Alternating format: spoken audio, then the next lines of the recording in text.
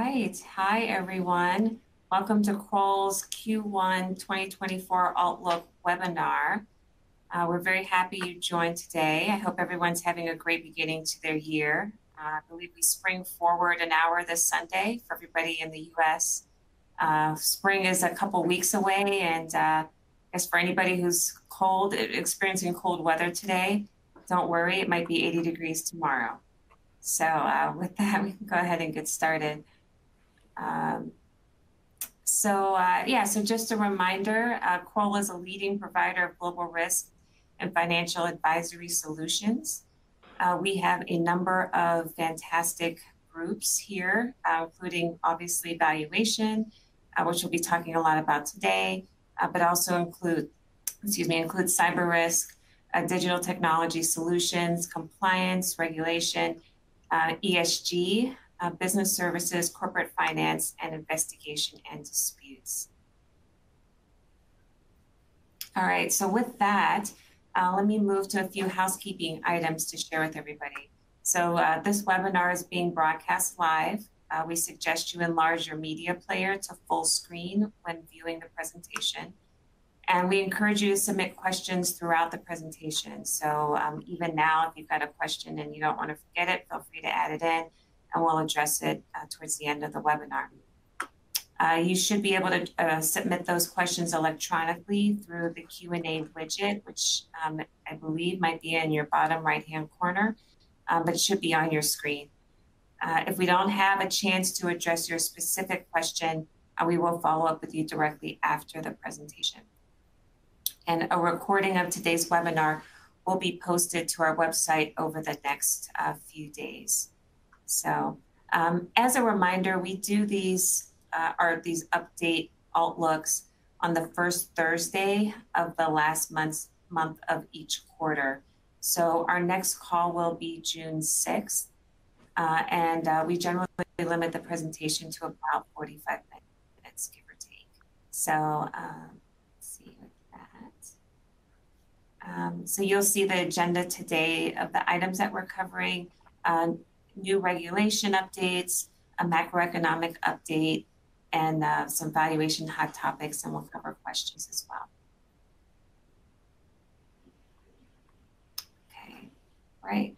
So I am Janetta Mason. I'm a managing director in our alternative asset advisory practice. I'm joined by three colleagues today: Lee Carty, a managing director in our private capital markets digital group; David Larson, a managing director also in alternative asset advisory practice; and Peter Salvatore, a managing director in our portfolio valuation / alternative asset advisory group. All right, so now I will turn it over to David to kick it off. Thank you, Janetta. I'll just take a couple of minutes here and highlight, I'll say, three things that are not necessarily new, but I think they bear re-emphasizing. First, the International Valuation Standards Council issued the update to the International Valuation Standards in January. So those are out. You can access them on the IVSC website. They become effective at the end of the year, but they can be adopted now. There were some fairly significant, I'll say, structural changes to those international valuation guidelines. In the private market space, they're not, I'll say, as frequently used as things like the IPEV, the International Private Equity and Venture Capital Valuation Guidelines, or the AICPA PEVC Valuation Guide. But one of the things that they do focus on, and I'll come to this really a little bit more in the third point, is some of the things quantitatively and qualitatively that should be considered in the context of ESG. So just highlight that is an area for guidance. The IPEV guidelines, when their last version expanded on ESG, I'll come to that in a minute. Second item is just a reminder that at the end of last year, some of the new SEC rules that were issued became effective. In particular, the need for fairness opinions for continuation funds. If you're in the market with a continuation fund, moving assets from an old fund to a new fund, likely the new SEC rule applies. The SEC rule does give kind of a non-descriptive opportunity either to obtain a fairness opinion or a valuation opinion. From our perspective, they're really one and the same. The same rigor should be applied. There's no real basis to say that you can do something less. Some people have said that a valuation opinion is a lesser standard than a fairness opinion. From our perspective, we look at them as the same. So we provide fairness opinions. If somebody wanted us to say evaluation opinion, we'd be doing the same work and it'd be the same cost as a fairness opinion. So just highlight that is a requirement now, that is out there, and that just to be cognizant and careful as that rule is being applied. In addition, the other SEC rules that were issued around the same time will come into play during 2024, including the quarterly reporting, which is putting additional pressure on valuation. And then finally, I'll just highlight the ISSB, the International Sustainability Standards Board. Again, in the private markets, we don't often think about them that much. It's really more of a public company item, and maybe even we think about that as a European or a global issue. I just highlight it from the perspective of it seems to be gaining greater traction more quickly than many other standards have in the past. And even though in the US in particular, I think there was recent press reports from BlackRock and potentially others about whether or not quote unquote ESG investing is preferable and whether that is getting any traction and maybe even be reverting. I think separate and distinct from that is the reporting on sustainability items. Sustainability is not just a rebranding of ESG, but is really more of a identification of items to be disclosed.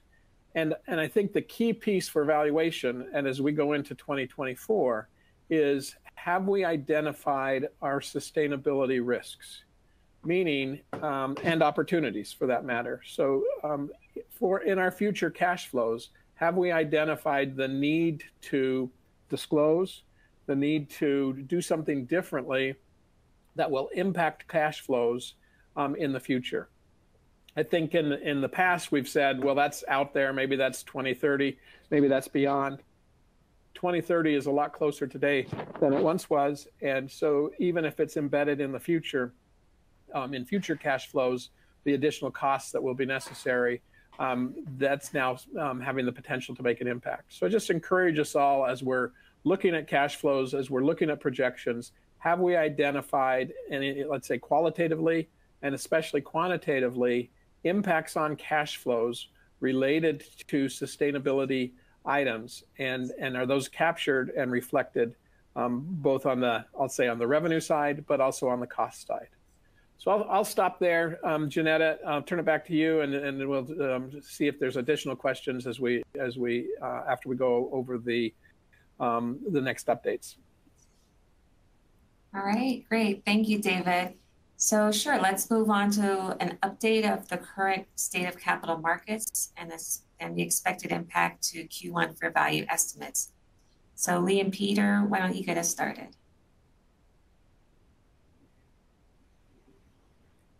Sure. Thanks, Janetta. So the objective here is just to give a very brief economic overview and then go through some key observations on public and private asset classes. We're not economists here, but I think we find it helpful, and hopefully others will too, to have all the data here in one place.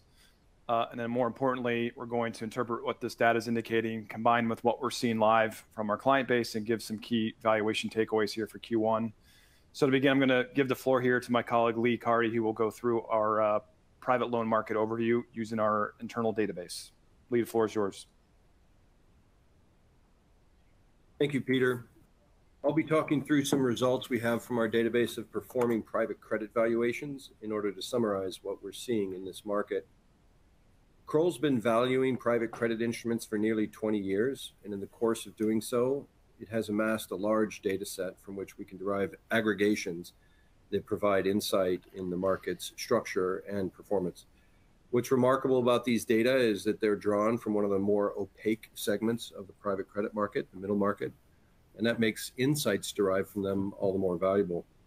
The results I'm sharing with you today are preliminary in the sense that while we have a large data set at the moment, we continue to build it up by adding valuation work that we have done historically and on an ongoing basis to the database. We have a beta version of our benchmarking capabilities up on our valuation platform. If you don't already have access to this, please let me know. Just reach out to the address on this presentation and I'll arrange for it. With that said, let's take a look at some of the data.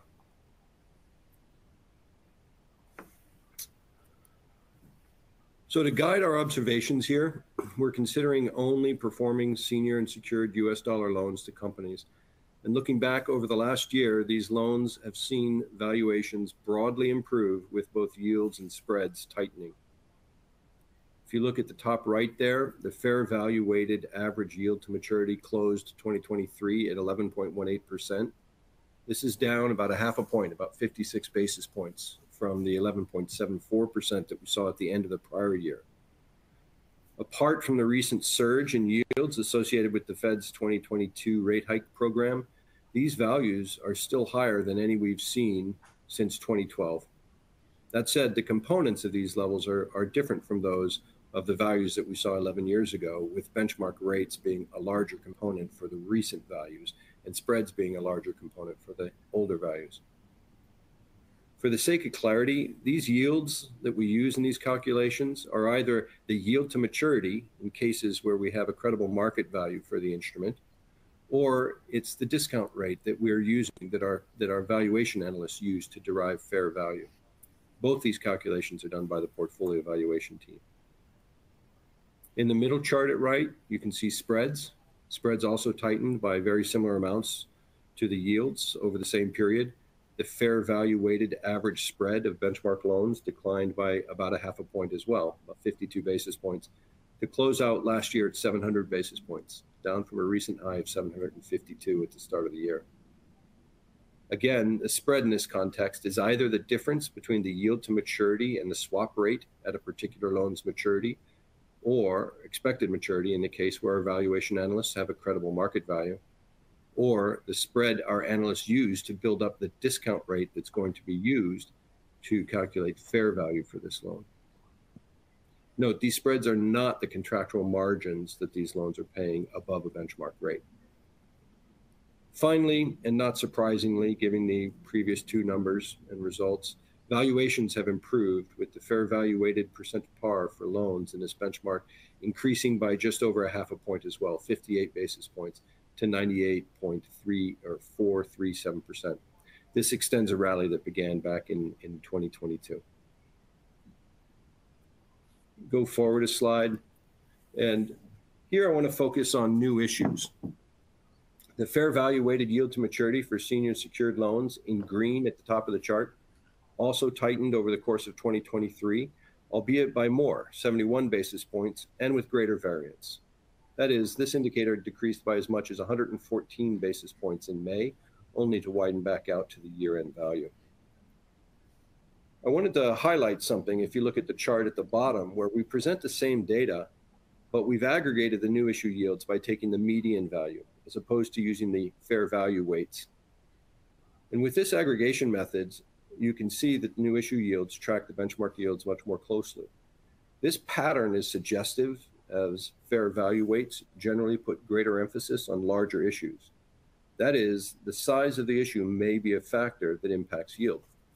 This is something we want to look at more closely, and one way to do that is to partition the benchmark by issuance size and compare results across these two segments. Let me go forward to the next slide here.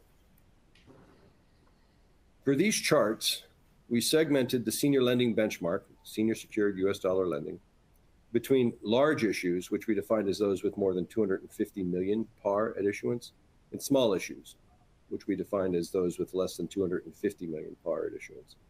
The first chart above plots the fair value weighted yield to maturity for those two segments and reveals a persistently higher yield for smaller issues. That's the blue line at the top. This differentiation in yield by size shows up in other characteristics as well. For example, the chart in the middle at right plots the fair value weighted margin for large and small issues.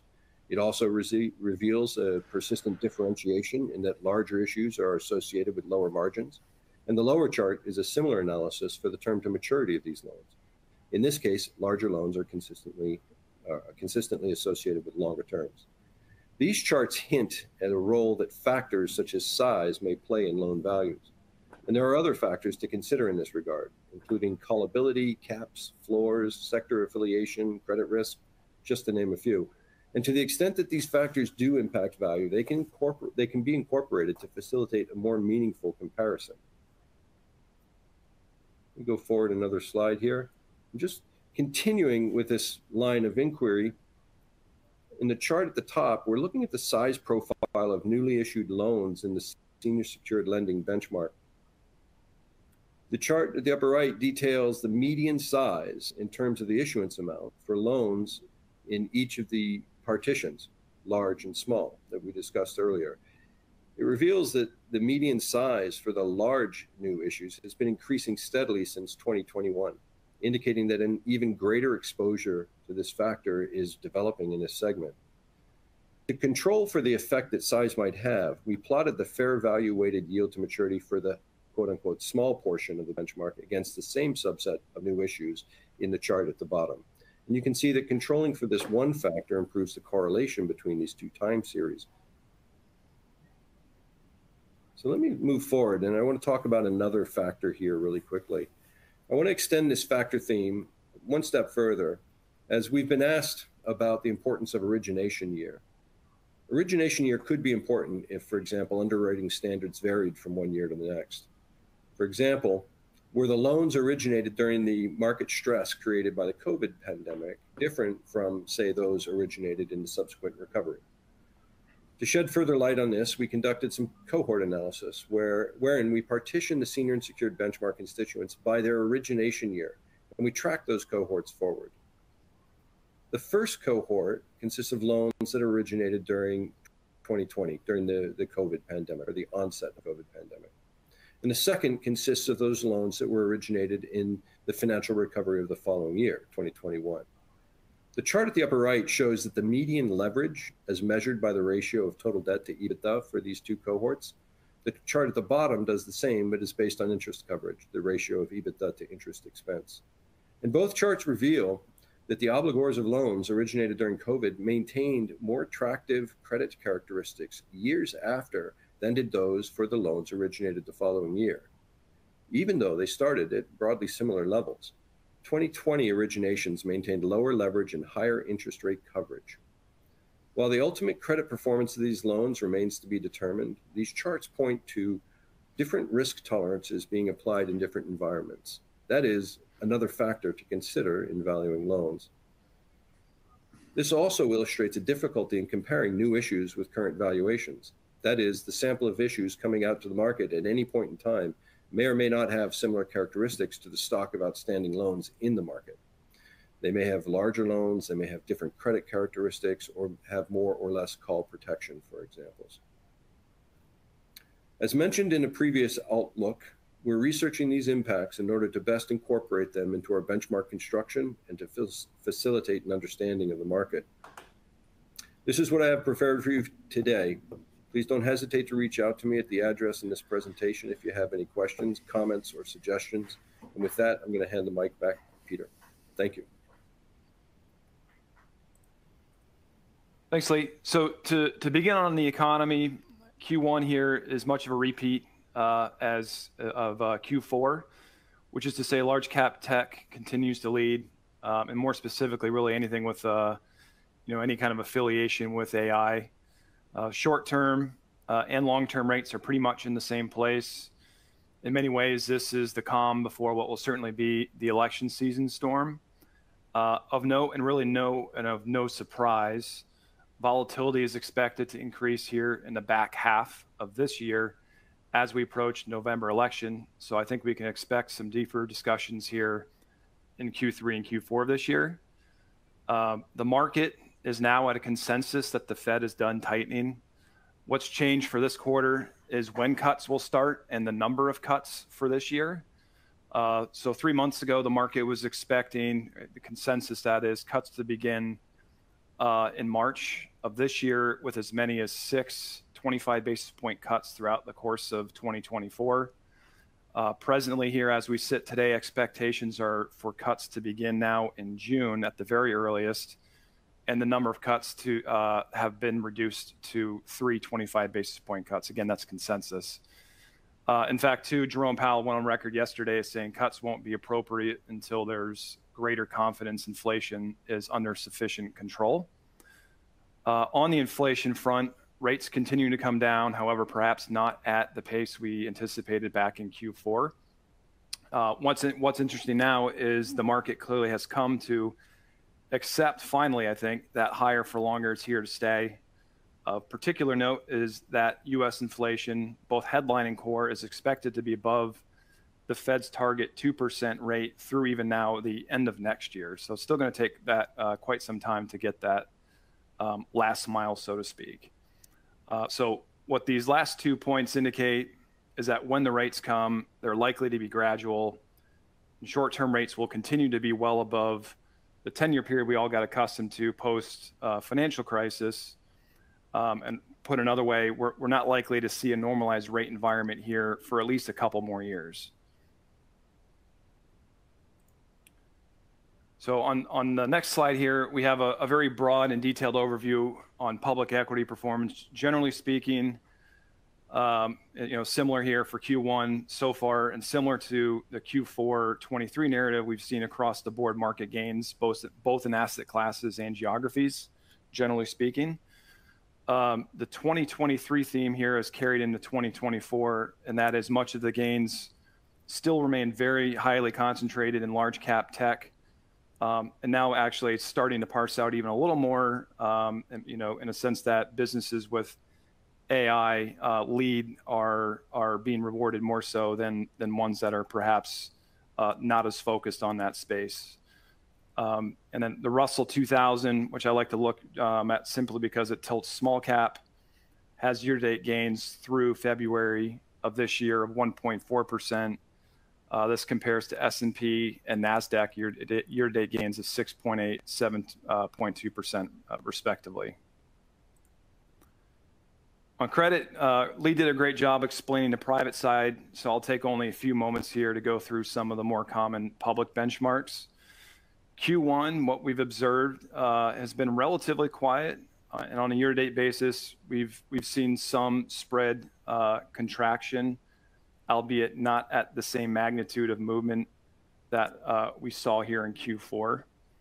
One more thing here just to highlight, with respect just to all the benchmark indices you see here, I think it's worth noting that we as a practice look at kind of like our core benchmark would perhaps be the B-rated index, sometimes the double B. From a size and credit quality perspective, we find the underlying securities in these benchmarks to most closely reflect the underlying risk of the private deals we routinely value. And I say this just because I've gotten a couple of questions recently just kind of about this, and also referencing some CCC rated indices. So the one other point I'll make here is that we're typically wary of the CCC rated indices from any data service provider, as the underlying basket of securities tends to be a bit of a mixed bag of securities that are near default and won't exhibit price movements that are typical of performing credit. On commodity side, a couple notable developments. The IEA's latest oil market report painted a balanced outlook for markets here in 2024. relative to Q4 estimates for demand were trimmed only slightly. Total supply growth ex OPEC is now seen at 1.5 million barrels per day, which essentially indicates there's no room for OPEC to add back supplies.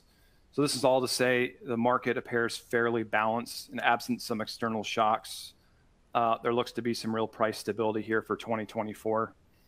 And then lastly here, and this has certainly been making headlines of late, Bitcoin now, at least as of an hour ago, was around $67,000 a coin. And that's been a substantial price improvement here since year end, and that was actually against a pretty sizable run up in Q4 as well. And I'll speak a little bit more here on digital currency influence on valuations here on the next slide. So with respect here just to some observations on private capital markets, as I mentioned, spreads on lower middle market loans are compressing, mirroring the trend for larger deals. However, the rate improvement hasn't been quite as substantial and rapid as you've seen with some larger deals. On the LBO side, multiples remain depressed. I think there is some hope here now that 2024 is going to be a little more active. And so hopefully there's some reinforcement and potentially improvement on multiples, but that's yet to be seen. Venture deals remain challenged. Let me get to the right slide here too. Venture deals remain challenged. However, there are pockets where you are starting to see some excitement, notably in anything related to AI or digital assets. We're starting to have some conversations where there is excitement and, dare I say, optimism on valuations for next rounds. Difficult to quantify for sure still, but from a multiple standpoint, I think there's certainly support to increase. And again, that's a very specific subset, again, and probably not a surprise, anything that's AI related. And again, there's certainly some excitement returning on the digital currency side as well. Real estate, just going to briefly touch on the office market, which continues to generate the most headlines. We're now starting to see some really interesting data come out. Last year, tenants gave back nearly 55 million square feet in space, making it the fourth straight year of negative absorption and bringing the cumulative amount since 2020 to negative 170 million square feet given back.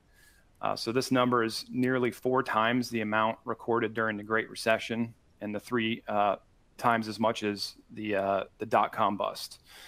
And all this has pushed vacancy to a record 13.8%.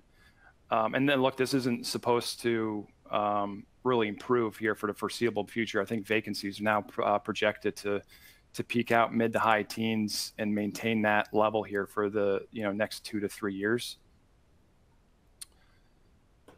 So thematically here from a valuation standpoint, I would say Q1 similar to Q4.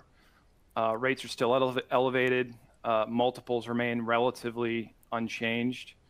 And having said this, the points we've highlighted on this slide are unchanged from Q4. So I'm not going to go through the concepts again, but frankly here, with the rate outlook expected to stay elevated for the foreseeable future, I don't see any of these principles really changing. One last point here with respect to outlook. I think the obvious next big event here will be certainly the election season. However, is not being discussed yet, but I think will certainly follow shortly after the conclusion of the election is the coming expiry of the Trump tax cuts at the end of 2025. So as a refresher here, it's much of the personal tax code that will sunset and revert to the legacy system that was in place before the implementation, what's known as the Tax Cuts and Jobs Act. The revised corporate tax structure as part of this act is permanent. However, all of this is likely to be on the table as the Congress and the White House will likely look to a fairly comprehensive deal. So again, that's still a good ways out, but we're probably 9 months where you're going to start seeing the market somehow, handicap this in. And for those who were doing this back in 2016, it was a bit of a challenge for, call it a 6 to 12 month period before this was all implemented, just because of the sheer magnitude of changes. And that includes, again, corporate tax rates, interest rate deductions, limitations on those deductions, R&D deductions, et cetera. So, I think Q3, Q4, Q1 next year will certainly be interesting. And, just a heads up on that. So that's all I have, David. I'll pass it back to you here. So let's jump into a few questions. One of the ones that are kind of on the top of mind, and Lee and Peter, maybe I'll bring you back in, is there's been some press reports that debt is overvalued, or we're not valuing debt investments very well. I have a view, and I'll give that in a second, but I'm just wondering, Peter, very quickly, or Lee, if you have a view, is this something that the press is just writing to write, or is there some basis for it? I can start. I'd have to read the whole article to perhaps cover it 100% correctly. I would perhaps hazard a guess that if they're looking at, marks on for private debt in particular, and mark movement relative to, the leveraged loan universe, I think I do remember seeing a headline or two. There's probably some questions being asked. Well, why aren't these prices moving sometimes in tandem with what we see in the broader leverage space, or to the magnitude, and my response to that, if that is in fact kind of the nature of the question, is it's just two different end markets. And we internally, so qualitatively, I would say there's less volatility for a number of reasons. The private credit tends to be underwritten to lower relative leverage levels relative to leverage loans. You have smaller investor groups, which typically means there's a lot better pulse of kind of what's going on with the portfolio company. You're not subjected to liquidity inflows and outflows and how that could influence valuation. There's a whole host of reasons why, and a lot of them, frankly, serve to what I would say is to dampen volatility relative to the broader leverage loan market. So that's just kind of the a guess, if you will, but that's my thought. Lee, anything to add? Yeah, no, I don't really have anything to add beyond what Peter said. Thanks. I mean, I think I look at it maybe from a couple of different perspectives. One, we have a tendency to have, we at Kroll have a little bit of sample bias in that most of our clients are seeking to do the right thing. And so we see less impact of maybe applying judgment in a less rigorous way. I think also, if you're comparing the liquid market versus an illiquid market, from a liquidity perspective, already priced in something that's illiquid on the. So we've got some background noise there. So on the illiquid market, it's already been priced in. So and then obviously there's differences between performing and non-performing and where you end up. Let me just hit a couple of other points, and then we've had several questions come in also via the Q&A button on your console. So we'll hit those too. From an observable transaction perspective, we continue to get some questions to say, well, there's been a transaction in the securities, a secondary transaction. It was for a tiny piece. Do I really have to do anything with that? And ASC Topic 820 requires us to give weight to an observable transaction. If it is fair value based, it must be given some weight. So just highlight that. Don't necessarily have to mark to it, but you have to give it weight. You can't ignore it. And so that's just something that is as increasingly as we're seeing secondary transactions in various forms, something to take into account. I think that there's also questions about FASB's prohibition to take into account contractual restrictions. As we mentioned last time, that is now effective for public companies. It will be effective for the private funds in next year. Basically, that means next year an underwriter's lockup, any new underwriter's lockup, you could not take a discount for.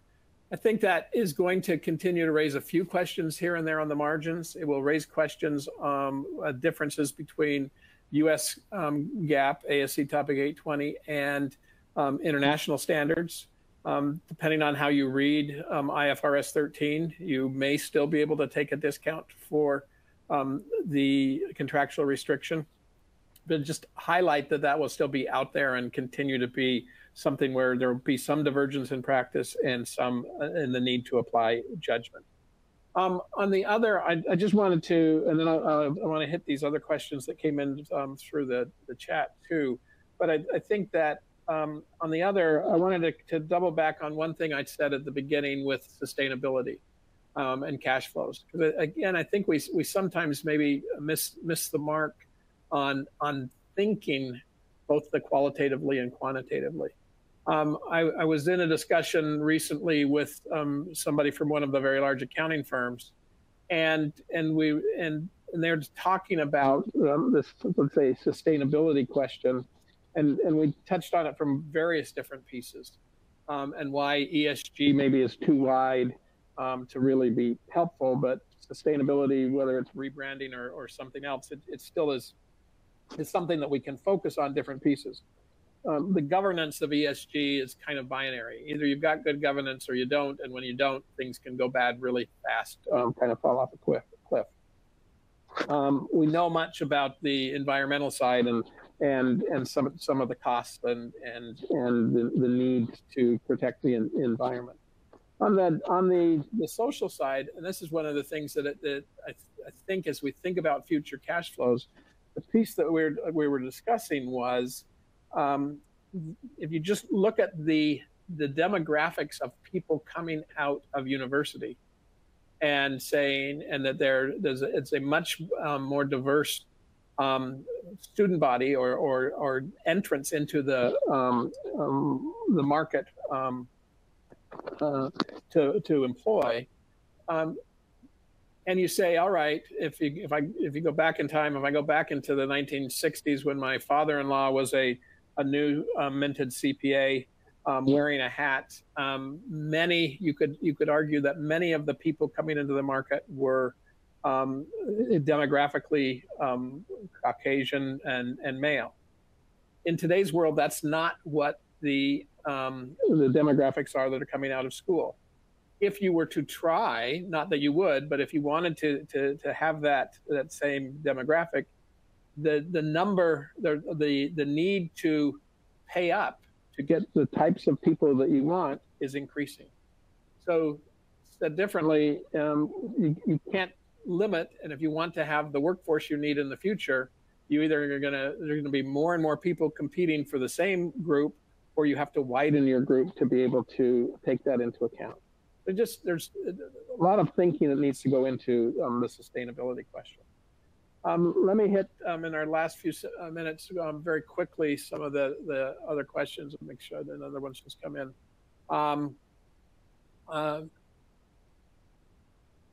So I'll come back to there's a question about BDCs. I'll come to that in a moment. But let me try to hit rapidly some of these additional questions that came in. Best practices for the frequency evaluation. Every time that a manager reports, every time you're required to report, you should have the same rigor with respect to fair value. So if you say that you're going to report quarterly, if that's what your LPA says, and if it says that it's in concordance with GAAP, general accepted accounting principles. That's the frequency that you should report. That's the frequency that you need to rigorously determine fair value. The 2022 IPEV guidelines appear to have a change. Really, there's no change to the IPEV guidelines. They really just highlight the fact that fair value is based on what is known and knowable. There has been a practice over time that's evolved to take information after a measurement date and still use it. You may be able to do that in the context of thinking that it is knowable, but it wasn't known. And so it just, the 2022 guidelines just clarified the fact that fair value is based on what's known and knowable as of a given measurement date. Another question came in about, when is it acceptable to deviate from measuring fair value and measure at cost for a period of a year or longer? I'll say never.